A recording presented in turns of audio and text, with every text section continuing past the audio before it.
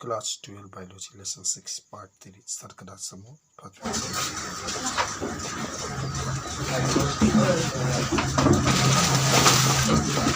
हम लोग पढ़ रहे हैं पाठ नंबर 6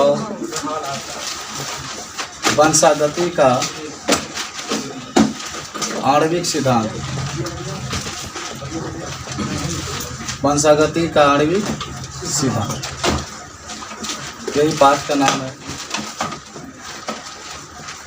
ठीक है, कल कुछ बातें हम लोग पढ़े थे और कल पढ़ रहे थे कि कैसे डीएनए और आरएनए की बनावट होती है। और बताया कि आपको जो डीएनए होता है उसमें भी शर्करा पाया जाता है, आरएनए में भी शर्करा पाया जाता है। और कल हम लोग पढ़े थे कि जो न्यूक्लियोटाइड होते हैं 3 पदार्थों से मिलकर के बने होते हैं, शर्करा, फास्फेट समूह और नाइट्रोजन क्षारक। उसके बाद से फास्फेट समूह के भी हम लोग चित्र देखे थे। यहाँ से आज शुरू हो रही है। ठीक है, जो आज हम लोग पढ़ेंगे न्यूक्लियोटाइड। जो न्यूक्लियोटाइड होता है, न्यूक्लियोटाइड, नमस्ते सर जी। संरचना, ये 3 प्रकार से बना होता है। एक शर्करा होता है, कल आप पढ़े थे इसके बारे में। एक फास्फेट समूह होता है, इसको भी हम लोग पढ़े थे। और एक नाइट्रोजन क्षारक होता है। ठीक है, कल हम लोगों ने इसका जिक्र किया था कि जो न्यूक्लियोटाइड होता है वह 3 पदार्थों से मिलकर बना होता है। एक शर्करा होता है, एक फास्फेट समूह होता है और एक नाइट्रोजन क्षारक होता है। कल हम आपको बताए थे कि शर्करा जो होता है वह डीएनए में भी पाया जाता है, आरएनए में भी पाया जाता है। डीएनए में जो शर्करा होता है उसका नाम होता है डीऑक्सीराइबोस शर्करा, जिसकी आप संरचना कल बनाए थे। और जो आरएनए होता है उसमें जो शर्करा पाया जाता है उसका नाम राइबोस शर्करा था। बस इतना अंतर था डीऑक्सीराइबोस शर्करा में और राइबोस शर्करा में कि डीऑक्सीराइबोस शर्करा में जो आपका दूसरा नंबर कार्बन था उसमें से एक ओ को हटा दिया जा रहा था और राइबोस शर्करा में वो आपका उपस्थित रहता था। बाकी सब संरचना वैसे ही थी। और इसके लिए आपने जो सूत्र लिखा था C5H10O5 का प्रयोग किया था, लेकिन डीऑक्सी में आप एक O को कम कर दे रहे थे तो C5H10 और O4 हो जा रहा था। तो आज जो हम लोग पढ़ेंगे फास्फेट समूह के बारे में, कल इसको बारे में हम लोग पढ़ लिए हैं। एक हम लोग आज पढ़ने वाले हैं फास्फेट समूह। ठीक है, तो देखो शुरुआत हम लोग करते हैं फास्फेट समूह से। ठीक है, सब अगर किताब में लिखा होगा, लेकिन लाइन बाय लाइन सब हम लोग पढ़ते चल रहे हैं। फास्फेट समूह में आपका एक कल चीज बताया गया था जिसका नाम था ऑर्थोफॉस्फोरिक अम्ल। ऑर्थोफॉस्फोरिक अम्ल, जिसका सूत्र मैंने लिखा था H3PO4। H3PO4 ये आपका था। और जब इसकी संरचना बनाएंगे तो देखिए कैसे बनाएंगे। कोई कितने पी है, पी आपका 1 है ना, तो 1 यहाँ पर पी लिख लो। ठीक है, पी आपका 1 है तो 1 आप यहाँ पर क्या करिए, पी लिख लीजिए। और देखो यहाँ क्या करो, कितने, देखो H तो 3 है और वो आपके कितने हैं, 4 है। तो 1 OH यहाँ पर ऐड कर दो, 1 OH यहाँ पर ऐड कर दो, 1 OH यहाँ पर ऐड कर दो और डबल 1 लगा के 1 O यहाँ पर जोड़ दो। यही होता है, देख लो किसका, ऑर्थोफॉस्फोरिक अम्ल जो होता है इसकी संरचना होगी। 1 पी है तो पी लिख लो और उसके बाद से 4 O हो रहा है तो 1 OH, 1 OH, 1 OH और 1 O लिखेंगे, क्योंकि आप जानते हो कि पी का 15 होता है परमाणु क्रमांक। जो पी है इस पी का परमाणु क्रमांक कितना होता है, 15। तो आप लिखेंगे 2, 8 और 5। इसके अंतिम में कितना हो रहा है, 5। तो देखो 1 यहाँ पर, 1 यहाँ, 2, 1 यहाँ, 3, 1 यहाँ, 4, 1 यहाँ, 5 आपका। तो दोनों के लिए चाहे डीएनए की बात हो चाहे आरएनए की बात हो, दोनों में, डीएनए में भी और आरएनए में, दोनों में जो ऑर्थोफॉस्फोरिक अम्ल पाया जाता है इसका सूत्र होता है H3PO4। चाहे आरएनए हो चाहे डीएनए हो, दोनों के लिए जो सूत्र होगा उसका नाम होगा H3PO4। ठीक है, चलो अब आते हैं हम लोग, ये बात हो गए। अब आ जाते हैं हम लोग नाइट्रोजन क्षारक के पास। किसके पास? नाइट्रोजन क्षारक के पास। तीसरा नंबर जो टॉपिक आपका है, आज हम लोग जा रहे हैं नाइट्रोजन क्षारक। नाइट्रोजन क्षारक, गर्मी रही है ना, बहुत ही ज्यादा। कहीं बर्दाश्त करो। तो नाइट्रोजन क्षारक होते हैं दो प्रकार के, ध्यान रखो, ठीक है ना। जो फर्स्ट होता है उसका नाम होता है प्यूरिन, सब आपकी किताब में लिखा है, देखो ध्यान से, प्यूरिन, ठीक है। और जो सेकेंड होता है उसका नाम होता है पीरीडीन। सेकेंड का क्या नाम होता है? पीरीडीन, ठीक है। एक प्यूरिन हुआ और एक क्या हुआ? पीरीडीन। अगर आपसे कोई पूछे कि पीरीडीन का सूत्र क्या होता है तो देखो ध्यान से, इसका जो बनावट होगी इसमें 2 नाइट्रोजन होंगे और 4 कार्बन होंगे, समझ रहे हो। जो पीरीडीन होता है इसमें 2 नाइट्रोजन रहेंगे और 4 क्या रहेंगे? कार्बन रहेंगे। अच्छा, अब इसकी संरचना बनाएंगे तो देखिए कैसे बनेगी। एक नाइट्रोजन यहाँ और यहाँ पर एक कार्बन, यहाँ पर एक कार्बन, फिर यहाँ पर एक नाइट्रोजन रहेगा, ठीक है।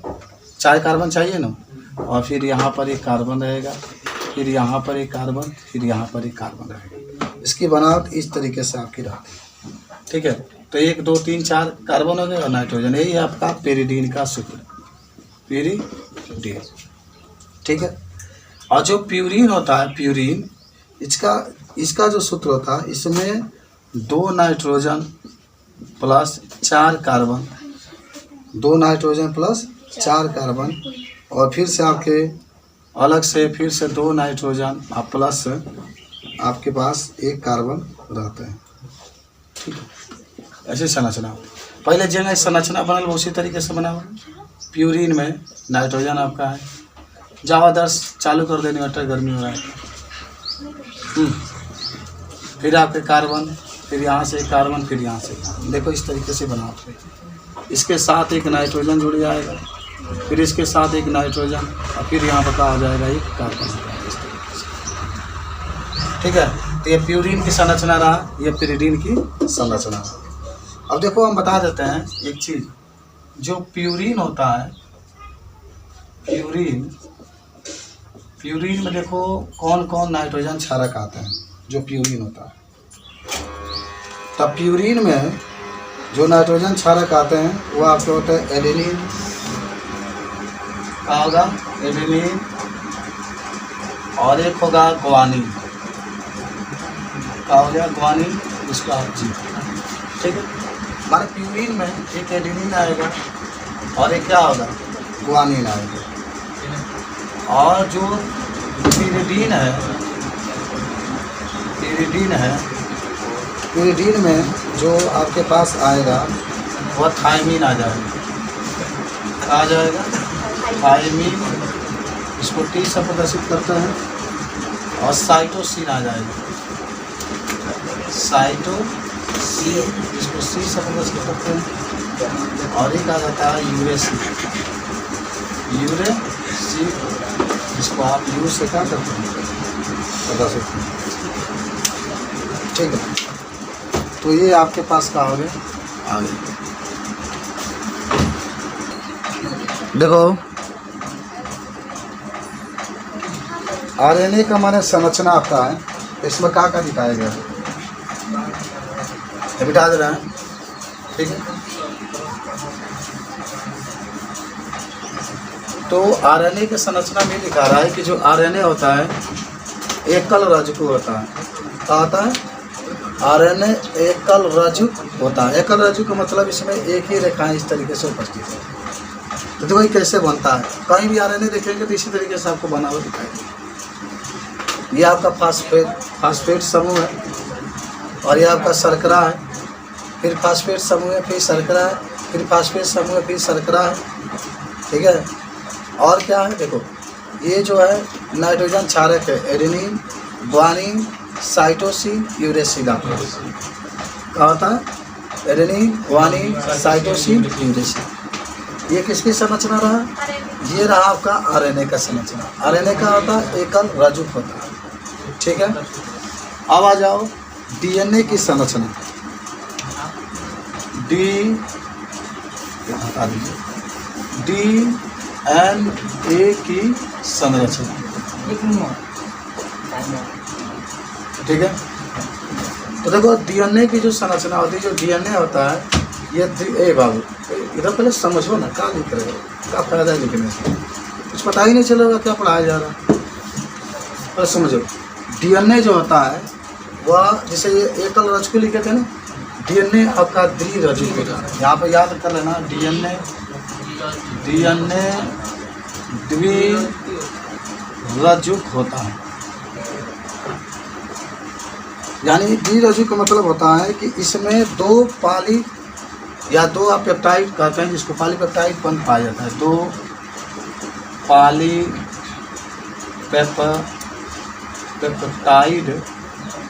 श्रृंखला पाई जाती है, श्रृंखला पाई जाती है, पाई जाती है। दो पाली माने जो पेप्टाइड श्रृंखला होती है पाई जाती है। तो कैसे ये बनाया जाता है हम आपको बताते हैं। हाई देखो इसमें अभी आप पढ़े थे ना पेप्टाइड, आपको बताया गया था कि जो आरएनए होता है वह उसमें पेप्टाइड बंध पाए जाते हैं, या पेप्टाइड पॉलीपेप्टाइड बंधों से मिलकर के बना होता है, या जिसको आप न्यूक्लियोटाइड कहते हैं। तो आप लिखे थे कि ये न्यूक्लियोटाइड जो होता है किससे मिलकर बना होता है? एक न्यूक्लियोटाइड 3 गो में पदार्थ मिला होता है। यहाँ एक शर्करा होता है, एक फास्फेट समूह होता है, एक नाइट्रोजन समूह। तो मान लो अगर यहाँ से तुम देखो, जरा सोचो, यहाँ से अगर तुम देखो, यहाँ जो आरएनए में भी देख रहे हैं, तो यहाँ से एक हुआ, फिर यहाँ से एक हुआ, फिर यहाँ से एक हुआ, यहाँ से एक हुआ। ये क्या हो रहा है मालूम है? ये जो है इसको हम लोग कहते हैं न्यूक्लियोटाइड। यह भी एक न्यूक्लियोटाइड है, यह भी एक न्यूक्लियोटाइड है, यह भी एक न्यूक्लियोटाइड है। क्यों न्यूक्लियोटाइड कह रहे हैं? इसका न्यूक्लियोटाइड क्यों नाम दिया गया? अभी आपने लिखा है सर कि न्यूक्लियोटाइड जो होते हैं 3 पदार्थों से मिलकर बने होते हैं। एक आपका फास्फेट होता है, एक आपका शर्करा होता है, और एक आपका क्या होता है? नाइट्रोजन क्षारक होता है। तो एक आपका ये न्यूक्लियोटाइड हुआ, और ये भी एक न्यूक्लियोटाइड हुआ, यह भी एक न्यूक्लियोटाइड हुआ, और ये भी एक क्या हुआ? न्यूक्लियोटाइड हुआ। हमारे यहाँ से क्या होता है कि आरएनए भी बहुत अधिक न्यूक्लियोटाइड से मिलकर बना होता है, इसको पॉलीन्यूक्लियोटाइड भी कहते हैं। इसमें पेप्टाइड बंध भी पाया जाता है, आपको पता है। इसी प्रकार ये भी लिख सकते हैं कि डीएनए बहुत अधिक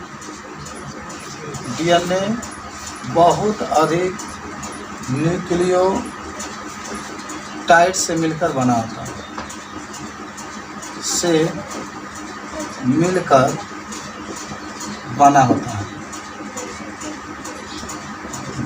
है, याद हुआ?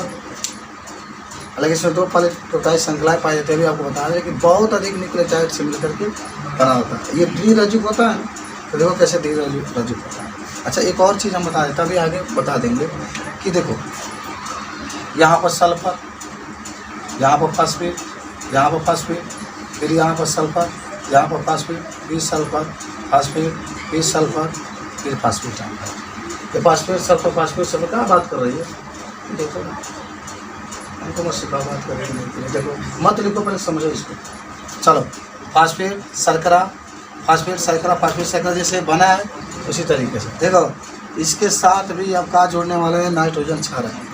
क्या जोड़ेंगे? एडेनिन, फिर ग्वानिन, फिर आपके थाइमिन जोड़ दो, और एक होगा साइटोसिन। साइटो क्या हुआ? सीन होगा। अभी तो ये एकल रज्जु हुआ है, द्विरज्जु को बनाना है। तो देखो ध्यान से, यहाँ पर डबल बांध करके टी होता है, एडेनिन के साथ थाइमिन जुड़ा होता है, और यहाँ पर ट्रिपल बांध करके साइटोसिन जुड़ा होता है।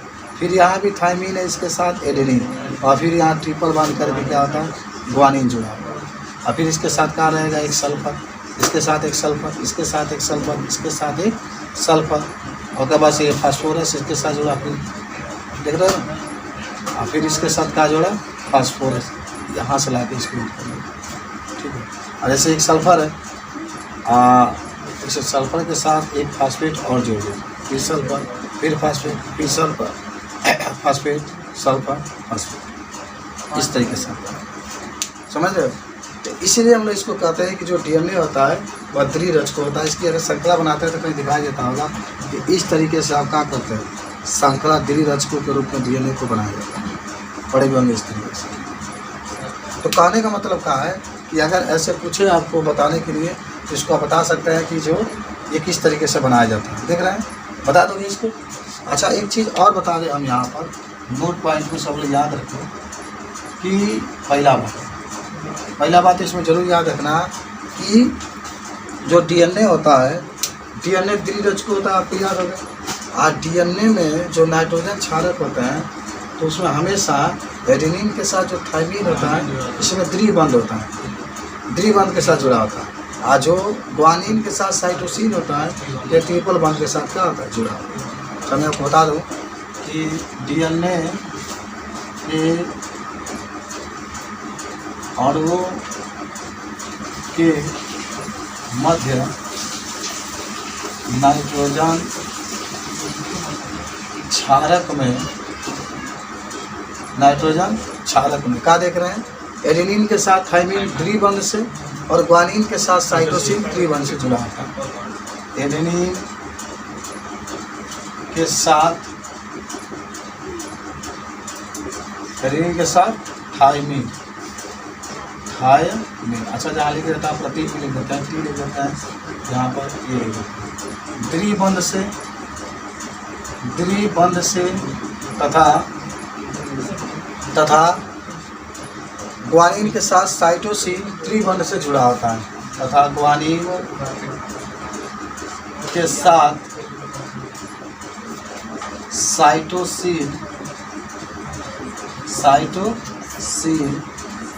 त्रिबंध से क्या होता है, जुड़ा होता है, त्रिबंध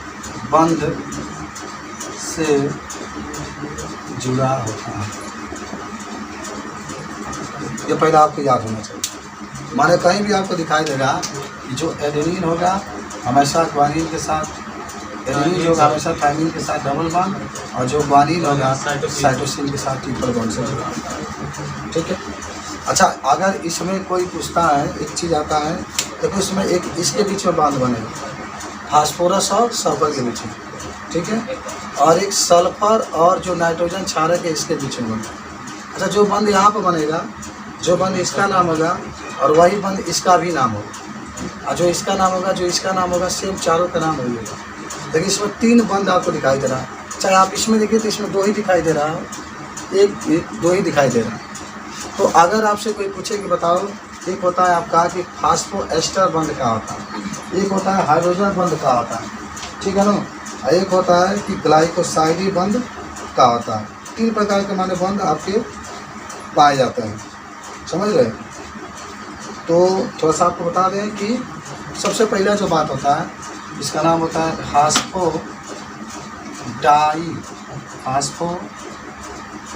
फास्फोडाइएस्टर बंध, फास्फोडाइएस्टर बंध का होता है। देखो, जो फास्फोडाइएस्टर बंध होता है वह क्या होता है, फास्फोरस और सल्फर के बीच में बनता है। किसके बीच में, फास्फोरस और सल्फर, सल्फर नहीं शर्करा के बीच में बनता है। ये आपका क्या है, फास्फेट समूह है, ये शर्करा है, इसके बीच में जो बंध बनेगा उसका भी नाम होगा फास्फोडाइएस्टर बंध। फिर यहाँ देखो फास्फेट समूह है और शर्करा इसके बीच में भी बनेगा तो इसको फास्फोडाइएस्टर बंध, इसको भी कहते हैं। ये भी फास्फोडाइएस्टर, ये भी फास्फोडाइएस्टर, जितना बंध देख रहे हैं सब फास्फोडाइएस्टर बंध है। इसमें भी देखिए यहाँ जो देख रहे हैं जितना हिस्सा सब में आपके फास्फोडाइएस्टर बंध है। आपसे कई बार पूछा जाता है क्या होता है फास्फोडाइएस्टर, तो सुनो, फास्फो का मतलब होगा कि उसमें फास्फेट समूह रहेगा, समझ रहे हो। तो आप कहेंगे कि जब फास्फेट समूह, इसको आप क्या कहते हैं, पी, और शर्करा के मध्य, और शर्करा के मध्य जो बंध बनता है, जो बंध बनता है उसे फास्फोडाइएस्टर बंध कहते हैं, उसे फास्फोडाइएस्टर बंध कहते हैं। किसके किसके बीच में बन रहा है? तो फास्फेट समूह और शर्करा के बीच में बन रहा है। इस पी को हम लोग कहते हैं फास्फेट समूह, और हम लोग यस को क्या कहते हैं? शर्करा। सबको याद हो गया, ठीक है। तो ये सब चीज़ को नोट कर तब आगे ठीक।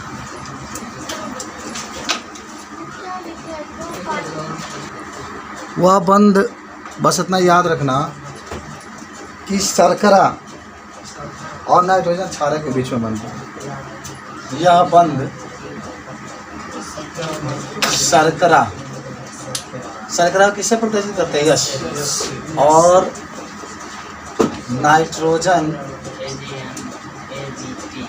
नाइट्रोजन क्षारक, जिसको आप मान लो नाइट्रोजन क्षारक के मध्य बनता है, लिख लो मध्य बनता है, ठीक है, याद हुआ।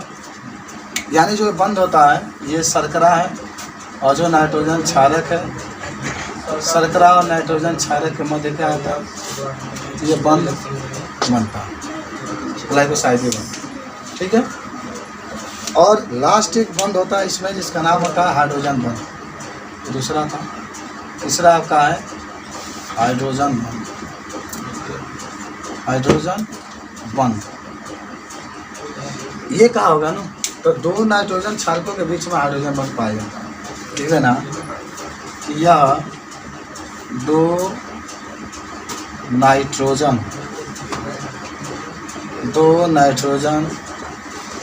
क्षारकों के मध्य बनता है। ये दो नाइट्रोजन क्षारकों के मध्य क्या होता है? बनता है। कौन? जैसे हमारे पास का है ना, अभी आप देखिए एडेनिन था, इसके साथ थाइमिन जुड़ा था, और साइटोसिन था, इसके साथ ग्वानिन जुड़ा था ना। तो जो यहाँ पर बंध आप देख रहे हैं, ये वाला हिस्सा, चाहे ऊपर चाहे जो भी लोग, इसी को हम लोग कहते हैं हाइड्रोजन बंध। हाइड्रोजन बंध, ठीक है। और ये भी कौन सा बंध है? हाइड्रोजन, ठीक है। तो इसको नोट करो, तब बाकी हम लोग बायोलॉजी और नेक्स्ट वीडियो करेंगे।